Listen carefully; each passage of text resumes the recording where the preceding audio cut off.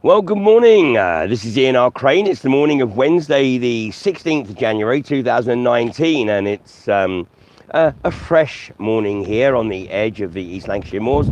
Got the wind gusting at about close on 15 kilometres an hour or so behind me, and Pendle Hill covered in cloud, so probably not the best day to be taking a hike up Pendle Hill.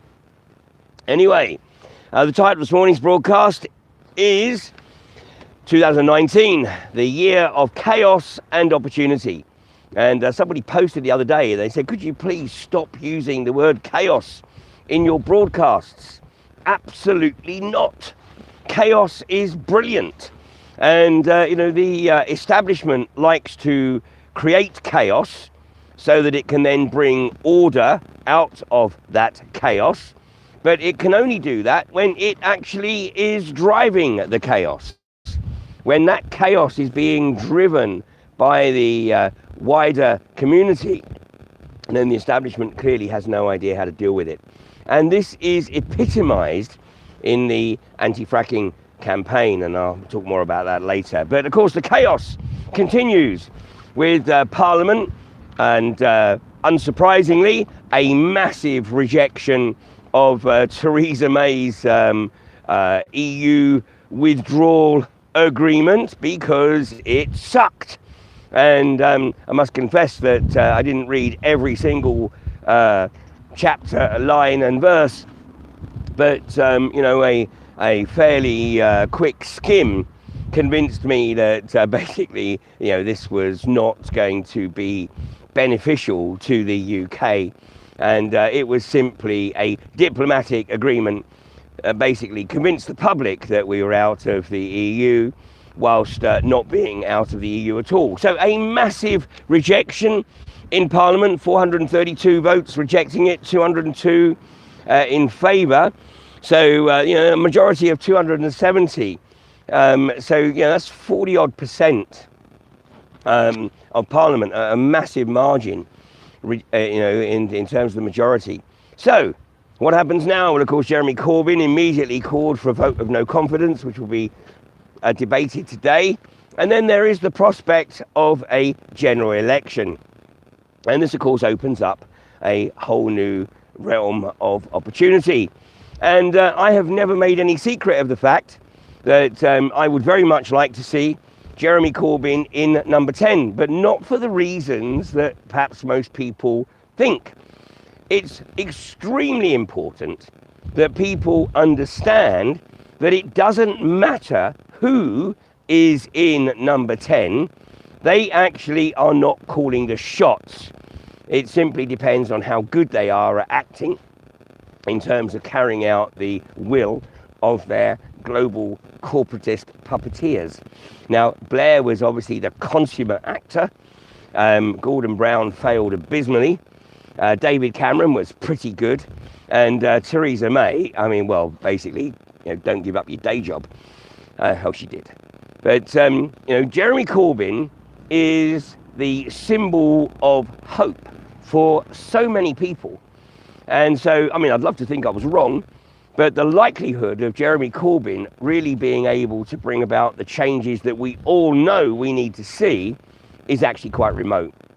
And even though Jeremy has been in Parliament for, best part of 40 odd years, I believe it is, then, he will still have no real comprehension of the magnitude of the lack of autonomy that he will have as Prime Minister. And so what we need to see, and what people need to see, is that the current system of government, of mind control in this country, basically is flawed. And it doesn't matter who's in office, they will be carrying out the wishes of their globalist paymasters. So, once people start to realise this, then maybe they'll actually start to recognise that the only way they can really bring about the change they need to see is to get involved. And this is the classic of the anti-fracking community, the chaos that has been created over the last 6 years by communities all around the country, supported by one or two NGOs, not least Friends of the Earth. But if the anti-fracking campaign had been led by an NGO, then basically it would have been doomed to failure, just like it is in Australia, where the anti-fracking campaign has been led by Lock the Gate, and it has been an abysmal failure. You know, people are familiar with the Bentley effect, and it's great that people celebrate what occurred at Bentley, but it was a one-off, because the reality is that there have been over 20,000 wells drilled and fracked in Australia in the last 13 years. Whereas in the UK, we've only had 2 wells drilled, and one of those was fracked. The other one was pressurized up to the point at which the geology started to crack, but it wasn't really fracked. And both of those were by Cuadrilla. And, here we are right now, in the 7th year since the moratorium was lifted in 2012, and no prospect of a real frack in the UK anytime soon. And just talking of Cuadrilla, back in early November, Cuadrilla were desperate, having triggered so many seismic events in the first 2 weeks of their attempt to frack. And they were desperate to convince their investors, Centrica and AJ Lucas, that things were looking good. So they claimed that they had had gas flow. Well, on Monday, the 5th of November, I put out a live stream, and I called it basically the Cuadrilla gas flow fraud. And I said that there's no way they were getting a gas flow. And basically, if there was anything in the towers, then basically it was as a result of the propane in the LNG tanks that were adjacent to the towers there. And sure enough, that's exactly what occurred, as has now been confirmed by Cuadrilla and the Environment Agency. So, hey, we stay on the ball, and, we call their bluff. We know the way they think. We know the way they operate. We know they are a bunch of scammers, a bunch of cowboys operating Ponzi schemes, drawing outrageous salaries from mud punter investors. And of course, their goal is just to keep the Ponzi scheme going as long as possible. Well, it's looking like Preston New Road isn't going to see too much activity anytime soon. And not too surprisingly, the AJ Lucas stock is continuing its downward trend. And it closed at 18 cents earlier today in Australia, of course. And, if anybody's watching this in Australia, then please help to get the word out that Cuadrilla are blagging. They have messed up at Priest Hall big time. And although a decision is expected on Rossiter in the not too distant future, then the likelihood is, if that is approved, there is of course going to be massive opposition to that. And anyway, the bottom line is they wouldn't be fracking this side of probably 2020, 2021. So that is, or the anti-fracking campaign is a classic indication of how chaos can work for the wider population and thwart the government. Now, elsewhere, across the, or just a little bit further south, iGas, of course, yesterday had the first day of the planning inquiry, where iGas are challenging the decision by Cheshire West and Chester Council to reject their application to return to Ellesmere Port and conduct a flow test. Well, of course, this is very interesting because the Ellesmere Port well is literally one of the closest well to a community and indeed to a town centre.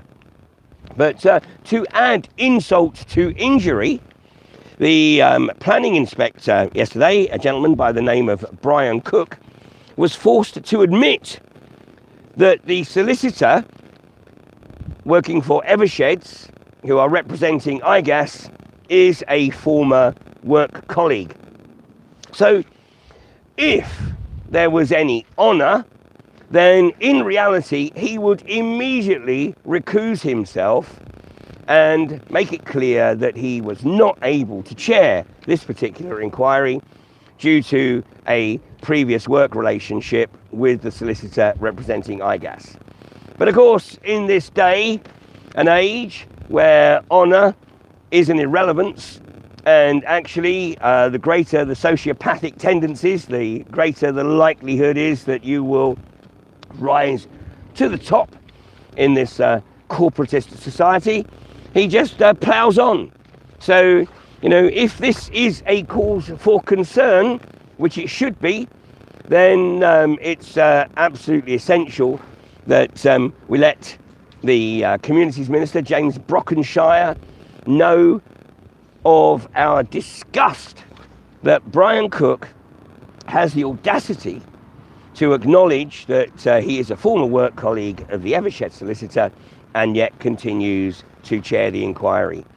So even IGAS should want this planning inspector changed out, because the bottom line is, if he now agrees to override the Cheshire, the West Cheshire and Chester West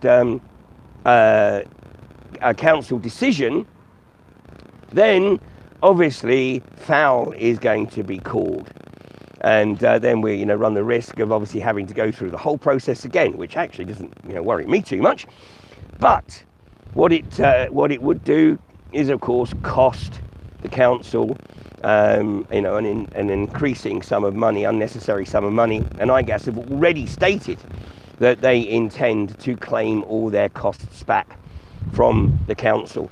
So, you know, this is something that should cause very, very significant concern.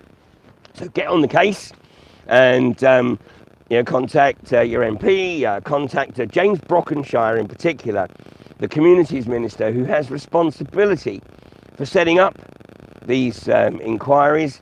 And if Brian Cook won't do the right thing, then Brockenshire should step in and remove Brian Cook immediately before the planning inquiry continues. And it's due to start again this morning and go into the second day. Of course, the other side, the Pennines, IGAS are still bringing kit into Miston Springs, where they're intending to drill 2 exploratory wells.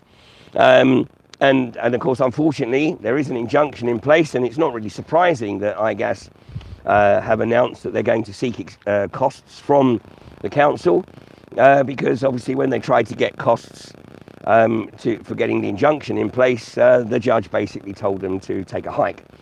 Actually, they got £1,200, so, you know, hey, probably cost them about 100 grand. So 1,200 for 100 grand seems pretty reasonable. So what else is going on? Well, I'm going to be heading back to the southwest, and tomorrow evening I should be broadcasting an episode, the first episodes of the year of both Humanity versus Insanity and Fracking Nightmare. And obviously by tomorrow evening we'll know what the score is in terms of whether we're coming up to another general election. But you know, please don't be put off or disturbed by the term chaos.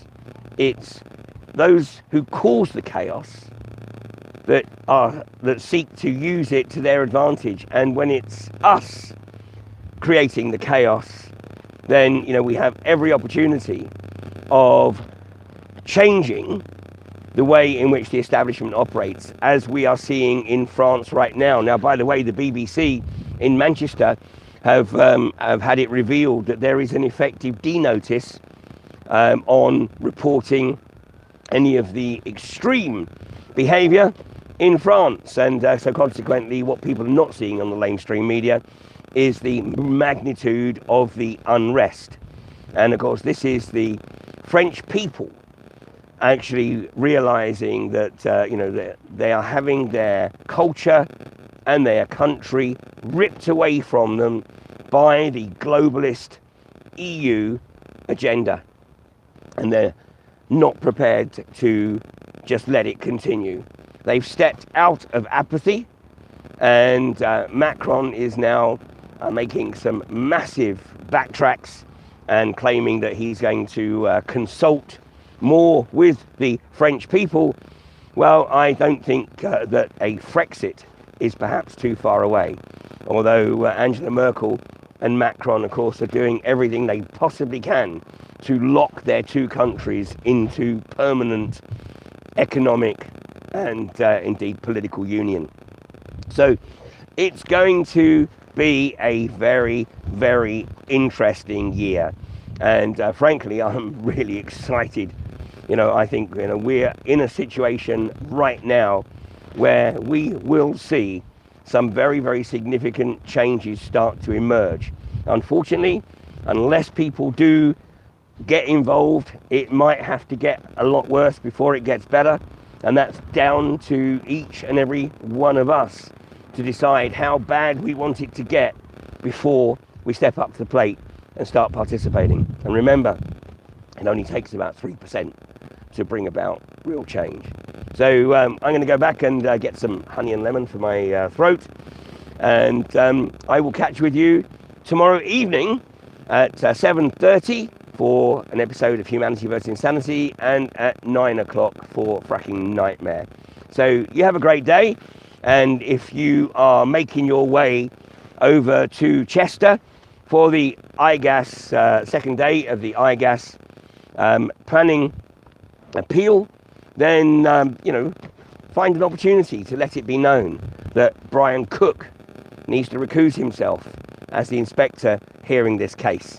Somebody else needs to be brought in immediately, and that you are appalled that despite him acknowledging that he knows or has worked with the IGAS solicitor, that he still thinks it's appropriate to chair the inquiry, and that the result will be regarded as